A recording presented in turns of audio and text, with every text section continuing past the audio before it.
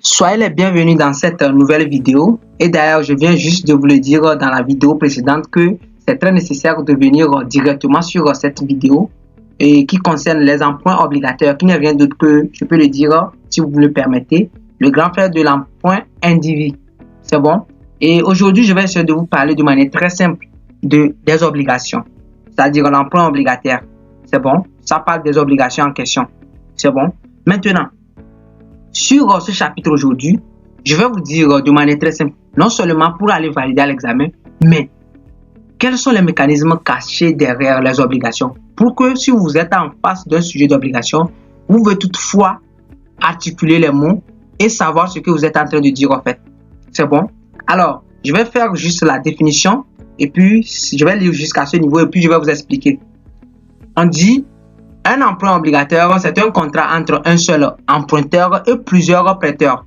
Alors qu'un emprunt individu de l'autre côté, c'est un seul emprunteur et un seul prêteur. Mais la différence ici, c'est plusieurs prêteurs. Je vais vous expliquer ensuite. Une obligation est une valeur mobilière de placement. Donc, en définition, c'est une obligation est un titre négociable représentant la fraction d'une créance sur l'émetteur. Ça peut être État, l'organisme public ou privé et donnant droit au paiement d'intérêts, le plus souvent annuel, et au remboursement du capital à l'échéance. Regardez bien ce que je vais essayer de vous illustrer ici. C'est bon? Alors, je vais vous donner un exemple qui va correspondre à l'emprunt individu et l'autre exemple qui va nous pousser au niveau de l'emprunt obligataire et du coup, l'obligation. Prenons cet exemple. Supposons que je suis quelqu'un qu'on me connaît ou bien je suis une entreprise, voilà, et j'ai besoin de 10 millions. Vous me suivez? Lorsque j'ai besoin de 10 millions, je vais au niveau d'une banque, une institution financière, que j'ai besoin de 10 millions. La banque peut facilement me prêter les 10 millions. Pourquoi? Parce que s'il sait que je suis quelqu'un qui peut régler, la banque peut supporter ce risque, elle seule. Vous voyez, non? Donc, rapidement, il n'y a pas de souci. Dans ce cas, je suis le seul emprunteur et la banque seule peut facilement me prêter de l'argent. Du coup, c'est emprunt comme individu. Un seul emprunteur face à un seul prêteur. Je vais essayer de tourner un peu la phase. Supposons que j'ai besoin de 15 milliards. Voilà. Et je vais au niveau de la même banque.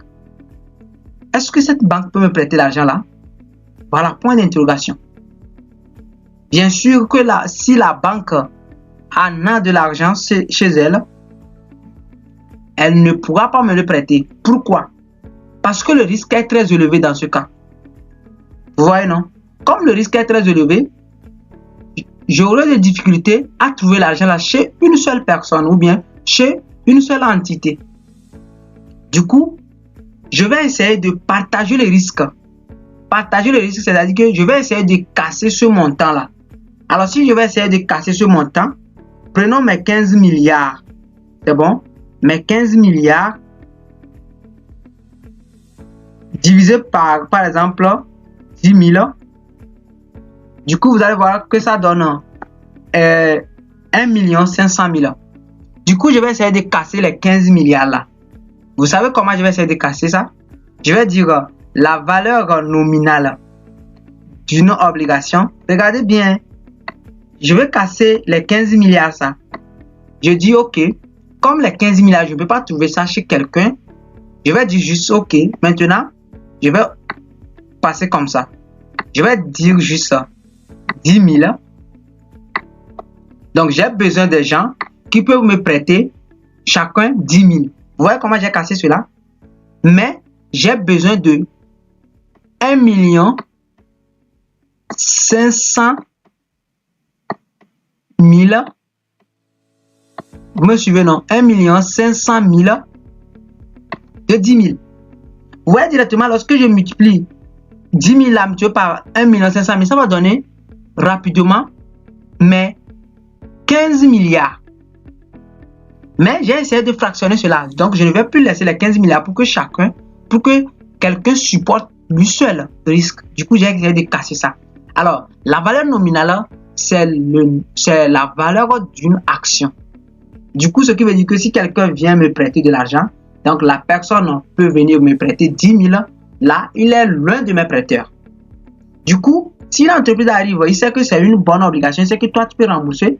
Une entreprise peut dire que moi, je veux acheter ou bien je veux souscrire à même 15 000 obligations. Du coup, il va prendre 15 000 multiplié par 10 000 et puis le montant là, c'est ça, l'entreprise va supporter. L'entreprise en question va souscrire. Vous voyez, non? Du coup, la valeur nominale, c'est juste la valeur que quelqu'un peut me payer rapidement. C'est la valeur que vaut une obligation en question. C'est bon.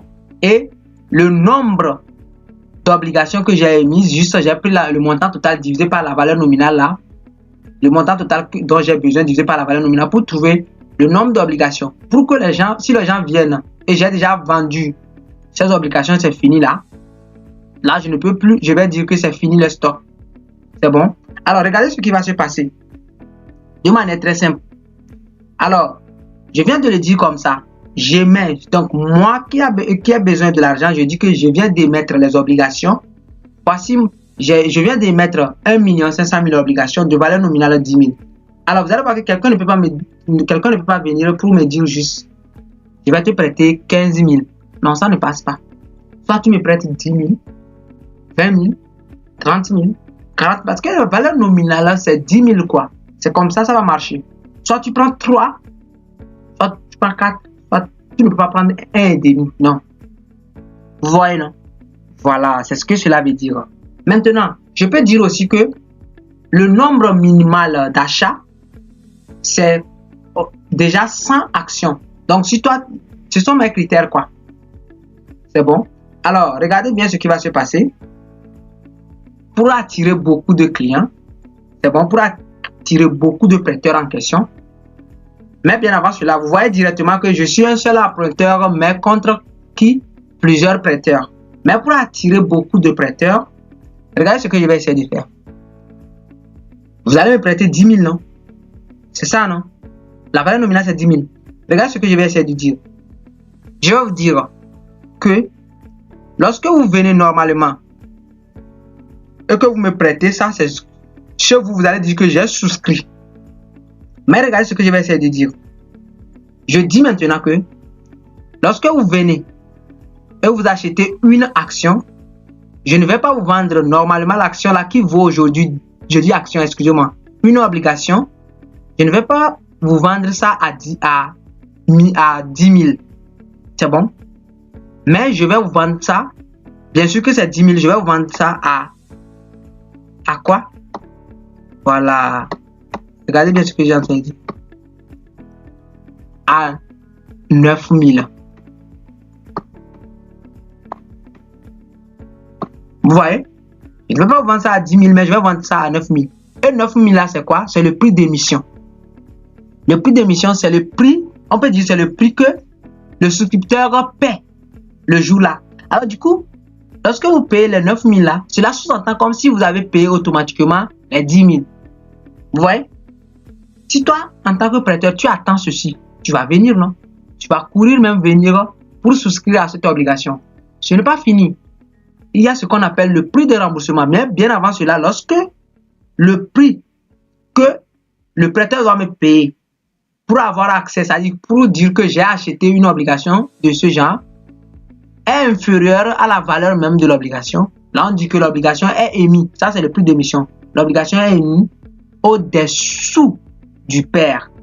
Mais si c'est égal, c'est-à-dire le prix d'émission égal encore, par exemple, 10 000, l'obligation est émise au pair. Mais si c'est 11 000, ce qui est un cas rare, je dis bien rare, là, on dit que l'obligation est émise au-dessus du pair. Maintenant, il y a le moment de remboursement. Là, on va parler du prix de remboursement. Regardez. Pour encore attirer, vous allez voir que le prix d'émission, j'ai attiré les clients. Mais ça pouvait arriver que d'autres peuvent dire non, ce n'est pas assez. Regardez comment je vais encore attirer de l'autre côté. Normalement, lorsque tu souscris à une obligation de 10 000, le remboursement, normalement, c'est 10 000, je devais te rembourser. À l'échéance, non. Mais regardez ce que je vais essayer de dire. Je vais dire, OK, au lieu de vous rembourser 10 000, plutôt, je vais vous rembourser 11 000. Vous voyez? Voilà. La personne dit, waouh, moi, je viens. Au lieu d'acheter quelque chose à 10 000, je l'ai acheté 9 000. Au lieu qu'on me rembourse 10 000 encore, on me rembourse 11 000. Qu'est-ce qui est trop bon comme ça? Du coup, ça va attirer beaucoup de personnes. Du coup, lorsque vous remboursez plus que la valeur nominale, on dit que l'obligation est remboursée au-dessus du pair. Mais si vous remboursez que les 10 000, là, on dit que l'obligation est remboursée au pair. Mais si vous dites, je vais vous rembourser à la place de 10 000, 9 000, là, on dit que l'obligation est remboursée en dessous du pair. Et c'est un cas qui est aussi très rare. C'est bon? Voilà. Vous voyez un peu, non? Voilà, c'est ce qu'il faut connaître. Là, si on dit que un titre ou bien une obligation est émise au-dessus du pair, ce n'est pas bien. Mais si on dit une obligation est émise au-dessous du pair, c'est le prix que vous devez payer, quoi. Au-dessous du pair, c'est une bonne chose. Et c'est un cas qui est courant. Le remboursement se fait au-dessus du pair. Là, c'est une bonne chose. Donc, il faut savoir que le prix de remboursement est supérieur à la valeur nominale. Tout le centre, c'est la valeur nominale. Et c'est sur cette valeur nominale se calcule le coupon, c'est-à-dire l'intérêt en quelque sorte. Au niveau des obligations, on ne parle plus comme intérêt, mais on parle de coupon. C'est bon? Voilà, c'est ce qu'il faut savoir.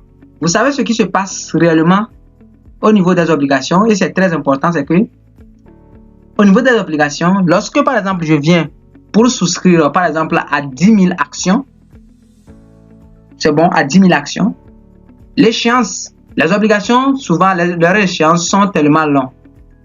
Du coup, lorsque l'échéance n'est pas encore arrivée et que je dis ok, j'ai besoin de l'argent, je peux vendre cette obligation-là à une autre personne. Vous voyez, non? Voilà, c'est ce qui est bon au niveau de l'obligation. Du coup, lorsque j'achète les obligations, j'ai le contrat. Lorsque je vais vendre, je vais transmettre le contrat là à une autre personne. C'est lui qui va bénéficier maintenant des autres coupons à venir. Mais attention, on dit souvent que les obligations ne sont pas risquées, et ainsi de suite. Mais je vais vous donner quelque chose ou bien quelques informations, mais ce n'est pas dans votre cursus. C'est au niveau master. C'est bon? C'est juste, on dit que les obligations ne contiennent pas de risque, mais il y a 3 risques en l'occurrence. Il y a le risque du taux, il y a le risque de défaut, il y a le risque de liquidité. Ça, c'est entre parenthèses. C'est bon, c'est au niveau de finance. Donc, vous n'avez pas besoin de ça. Parenthèse fermée. Maintenant, comme vous comprenez un peu l'obligation en question, là, on peut maintenant aller au fond même du sujet. Alors, les informations, comme je vous le disais, le nombre d'obligations, comme je l'avais dit, que ici, je vais vous montrer ça en haut parce que c'est très nécessaire. Ce qu'il faut connaître, le nombre d'obligations, c'est ça, c'est ce que j'ai mis. J'ai cassé mon obligation jusqu'à combien?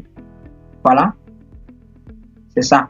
Excusez-moi, ce n'est pas casser l'obligation, mais j'ai cassé c'est-à-dire que j'ai cassé mon montant là jusqu'à combien? C'est ça, nombre d'obligations. La valeur nominale des obligations, c'est ce que j'ai dit. C'est combien vaut une obligation. Le taux d'intérêt nominal ou bien le taux nominal d'intérêt. Voilà. Lorsque les gens me prêtent ceci, quel intérêt je vais leur calculer? Le prix de souscription ou le prix d'émission. Voilà, c'est ce que je disais. C'est-à-dire ce que tu dois payer pour avoir accès à une obligation. La date de jouissance, c'est-à-dire que la date où vous allez me rembourser. C'est bon? La date de règlement des souscripteurs.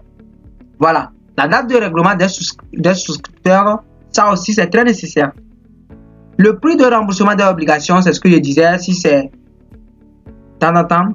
Le système d'amortissement, voilà. Comment vous allez rembourser les obligations? Est-ce que c'est in fine, amortissement constant ou annuité constante? Et le taux de rendement actuariel brut au jour de règlement. Ce taux-là, est-ce que vous avez besoin des informations sur ce taux? Parce que c'est un taux comme c'est tri, quoi.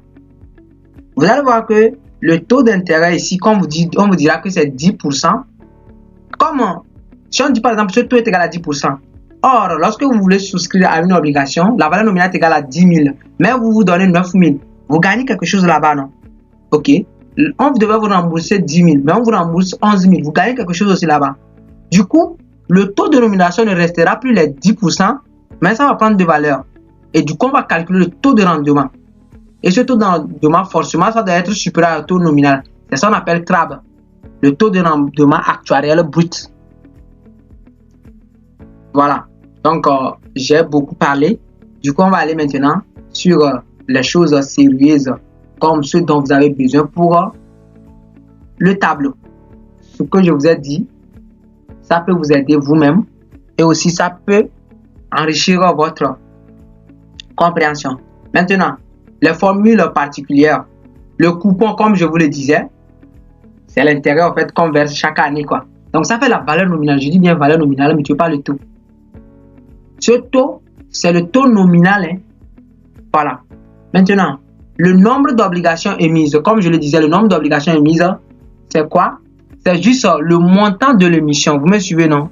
Le montant de l'émission, c'est combien? C'est 1 million. Et puis, je divise ça par le prix d'émission. Là, c'est ça qui donne le nombre d'obligations émises. L'intérêt. L'intérêt, c'est ça ici. Hein. C'est le nombre d'obligations à amortir fois le coupon. Donc, ça dit quoi? Ça dit que quoi? On veut calculer un intérêt. Mais du coup, nous avons le coupon en question. Et puis, on prend le coupon, on mesure par le nombre d'obligations à amortir. L'annuité, ça fait intérêt plus amortissement. Maintenant, cas particulier de quoi? De l'annuité constante. C'est bon? Lorsque l'annuité est constante, que faut-il faire? Très important. Lorsqu'on vous dit 5 cas rares qu'on peut vous demander à l'examen, mais ça, on peut vous demander ça. Annuité constante, oui, on vous demande, mais jusque le cas rare que je suis en train de dire, hein, c'est juste que la valeur nominale et le prix de remboursement ou bien le prix d'émission sera un peu différent, quoi. Vous voyez? Si ces valeurs sont différentes, c'est un cas rare. Sinon, demandez aussi l'annuité constante. C'est bon? Mais comment vous allez procéder? Pour procéder, vous allez calculer ce qu'on appelle le taux réel. C'est le taux réel que vous allez prendre. Donc, pour ce qui concerne le taux réel, vous prenez le coupon divisé par le prix de remboursement. C'est bon? Voilà pour trouver le taux réel.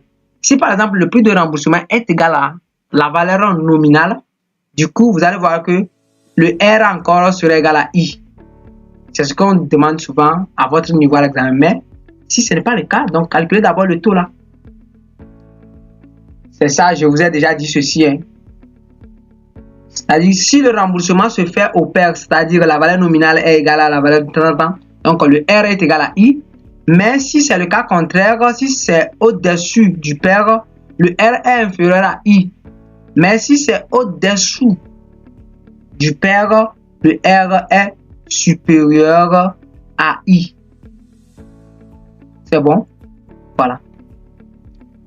Deuxième étape, lorsque vous calculez d'abord R, vous calculez maintenant l'annuité théorique. Pour calculer l'annuité théorique, ça fait quoi? Ça fait le nombre d'obligations émises fois le prix de remboursement fois le R. Le tout divisé par 1 moins 1 plus le taux de 1 plus le R puissance moins N.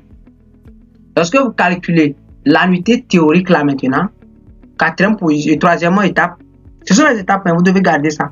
Troisième étape, vous calculez l'intérêt périodique. C'est bon? Comment calcule-t-on l'intérêt périodique? De manière très simple, vous prenez d'abord, comme on n'a rien remboursé, le premier intérêt, ça serait juste la valeur de l'emprunt, c'est-à-dire la valeur totale, c'est-à-dire le nombre d'obligations, fois la valeur nominale, fois le taux. C'est ça qui va donner l'intérêt en question. C'est bon? De la période. Maintenant, lorsque vous déterminez vous-même, voilà, c'est ça que j'ai donné ici. Ça, j'ai donné ici. Donc, lorsque vous calculez l'intérêt ici, vous calculez maintenant l'amortissement théorique. Voilà. C'est à cause de celui-là. Lorsqu'on dit annuité constante, ça, vous calculez maintenant l'amortissement théorique. Donc, l'amortissement théorique n'est rien d'autre que l'annuité théorique moins l'intérêt. Donc, pour ce qui concerne l'intérêt, c'est ça, je vous avais dit, ça va être valeur nominale fois le nombre d'obligations émises par le I. Puis maintenant, vous connaissez l'intérêt. Du coup, maintenant, vous allez déterminer le nombre d'obligations à amortir, vous devez arrondir cela à l'unité de prêt. Mais comment? C'est maintenant vous allez déterminer le nombre d'obligations à amortir. Le nombre d'obligations à amortir, ça fait le nombre d'obligations. 1 là, c'est bon. Et le premier que vous-même vous avez calculé quoi? C'est ici vous avez calculé le premier. Donc quand vous prenez ça, vous divisez par le prix de remboursement. C'est le 1 ça. Le 2 maintenant, comme je l'avais dit en haut, au niveau de chapitre, au niveau de emploi individu, que lorsque il s'agit de le remboursement par annuité constante, les obligations, je ne sais pas l'obligation, j'avais dit là-bas, mais les amortissements suivent une suite géométrique de raison Q qui est égal à 1 plus I. C'est ça que je vais appliquer ici. C'est-à-dire que si je connais pour l'année passée, c'est-à-dire celui-là, je prends ça là, multiplié par 1 plus le taux de remboursement brut. Et puis pour ce qui suit, je prends pour, par exemple, le nombre d'obligations de l'année passée fois 1 plus le taux. Mais je dois arrondir de près. Donc pour ceci, à travers ce calcul, j'ai déjà trouvé le nombre d'obligations pour chaque année. Et du coup, ça devient très simple. C'est bon? Alors maintenant, on va déterminer l'amortissement réel qui n'est rien d'autre que le nombre d'obligations à amortir fois le prix de remboursement. Et septième étape, l'annuité réelle n'est rien d'autre que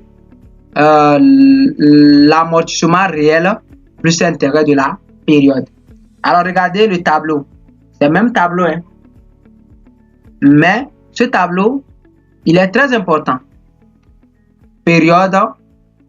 Lorsque vous mettez période, capital restant dû. Qu'est-ce qui reste? L'intérêt ou bien le coupon. L'amortissement, vous scindez ça en deux parties. Le nombre d'obligations à amortir, le montant. Et puis l'annuité. Alors regardez bien comment ça se passe. Le nombre d'obligations émises. Je vous avais dit cela. Ça fait le montant émis sur le prix d'émission. Vous trouvez ça, vous le déposez ici. Vous calculez le premier intérêt. Je vous ai déjà parlé de ça. Ça fait le nombre d'obligations émises fois la valeur nominale fois le I. Voilà. Vous calculez le premier. Comment dit-on? Le premier nombre d'obligations à amortir. Nombre d'obligations à amortir ici. Qu'est-ce qu'on appelle d'abord nombre d'obligations à amortir? Je vous avais dit qu'on avait cassé le montant, normalement les 15 milliards là, au nombre d'obligations. Donc nous, on va les rembourser aussi selon leur manière de cassation en fait. Donc c'est ça qu'on appelle nombre d'obligations. Donc je le mets ici et puis je le multiplie par le prix de remboursement. C'est ça qui va me donner le montant. Mais comment trouve-t-on le nombre d'obligations? Le premier élément. Comment trouver ça? C'est ça je vous disais juste que ça fait juste c'est ça que j'avais calculé à ce niveau. Ici. Ça fait amortissement théorique sur le prix de remboursement. Comment trouve-t-on l'amortissement théorique? C'est ça qui est l'annuité théorique moins intérêt périodique. Donc, comment trouve-t-on l'annuité théorique? C'est ça qui est la formule là. Donc, je vous montre les choses encore. Hein. Voilà. Et puis, vous trouvez ceci. Après, vous calculez ça juste en prenant ça multiplié par le prix de remboursement. L'annuité, sans plus tarder, vous prenez l'intérêt là, plus ce montant, ça donne juste l'annuité. C'est bon? Voilà. Oh, c'est moins, j'ai dit. Excusez-moi, c'est plus. C'est plus. C'est bon, c'est plus. Excusez-moi. C'est plus. C'est plus. Voilà. C'est plus et non moins. Parce que l'annuité, ça fait ça plus ça. Donc, le nombre d'obligations émises de l'année, deuxième période. Donc, ça fait la période là, passée, moins l'amortissement. Et puis, c'est ça que vous allez trouver ici. C'est bon? Et puis, maintenant, tu calcules l'intérêt encore. Tu prends le montant là, fois valeur nominale, fois I. Ou bien, c'est ça qu'on appelle encore le coupon. Donc, fois le coupon. Comment trouve-t-on ceci? C'est très simple. Ça fait le nombre d'obligations de l'année passée multiplié par la raison. La raison qui n'est rien d'autre que ça fait 1 plus le R. R, c'est le taux de rendement brut. C'est-à-dire le TRAB que je vous avais dit en haut. Et le R, vous-même, vous savez, ça fait le coupon sur le prix de remboursement. On avait calculé ça en haut. Donc, lorsque vous connaissez rapidement, lorsque vous trouvez normalement ceci-là, ne perdez plus de temps. Normalement, vous devez remplir jusqu'au finish. Donc, vous prenez ceci, fois 1 plus le taux qui est R là, vous trouvez ceci. Vous le prenez encore fois 1 plus le taux qui est R, vous trouvez en même temps. C'est comme ça on le fait. Vous faites tout directement, quoi, jusqu'à terminer cette colonne. Et puis maintenant, vous pouvez facilement calculer les choses. Comment trouve-t-on le nombre d'obligations émises de l'année suivante ici? Vous prenez ce que vous avez trouvé ici, moins celui-là. Puis c'est ça, ainsi de suite. Ouais, non. Donc, de manière très simple. Donc, je ferai une application désormais, ou bien après, pour vous expliquer de long à large. Et du coup, je vais profiter pour faire le dernier chapitre en même temps, ou bien avant le dernier chapitre. Voilà, le choix des investissements. Donc, pour ce qui concerne le choix des investissements ici, je ne vais pas perdre beaucoup de temps. Il faut savoir que les notions qu'on utilise souvent, on va appeler ça apport initial. C'est bon? Donc, apport initial, c'est-à-dire que ici, on veut investir dans un projet. On veut voir si le projet là est rentable pour nous ou pas. Donc, l'argent que je vais prendre pour investir dans le projet, c'est ça. La durée que le projet va faire, c'est ça. Le cas, c'est-à-dire que l'argent que le projet va me rapporter, c'est ça qu'on appelle cash flow. Le I, c'est le taux d'actualisation. Pourquoi? Parce que le 10 000 aujourd'hui ne sera pas 10 000 après 5 ans. Du coup, on va actualiser tout dans le temps. La valeur résiduelle, ce n'est rien d'autre que si j'ai acheté les immobilisations. La valeur résiduelle de ces immobilisations-là. Et puis VAN. VAN, c'est la valeur actuelle nette. C'est-à-dire que quoi? Lorsque j'ai fait sortir ce montant-là, or moi, je vais gagner la somme de ces montants-là. Lorsqu'on fait la différence entre ces deux, la valeur là et cette valeur, c'est ce que moi je vais faire sortir. Moi, ce qui va rentrer. Lorsqu'on fait la différence entre les deux dans le temps, bien actualisé, là on parle de ce qu'on appelle la VAN, la valeur actuelle nette. Voilà. Maintenant, nous allons donner les formules. Comment calcule-t-on les cash flows?